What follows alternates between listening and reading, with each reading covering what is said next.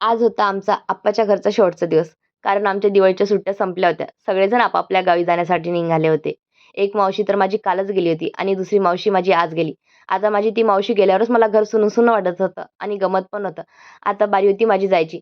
खरंच ना, मी गेल्यावर माझ्या आजी-आप्पांना काय करमणार? इच्छा तर माझी पण होत नव्हती जायची, पण काय करावं, जावं तर लागतंच.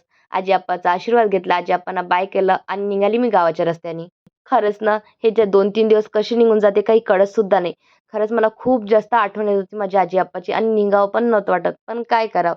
त्यानंतर मी मावशीकडे गेली. माझा भाऊ फ्रेश वगैरे झाला आणि नंतर तो मला नेऊन सोडून देण्यासाठी माझ्या गावी आला. मग काय वाटेत थोडंसं पेट्रोल वगैरे टंकी भरून घेतली. नंतर मला भाजीपाला घ्यायचा होता म्हणून रस्त्यात थांबून मी भाजीपाला वगैरे घेऊन घेतला.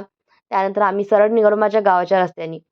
बघता-बघता अंधार पण झाला. घरी पोहोचलो. त्यानंतर चहा वगैरे पिली आणि पटकन स्वयंपाकाला लागली. कारण आत्या वगैरे आली होती.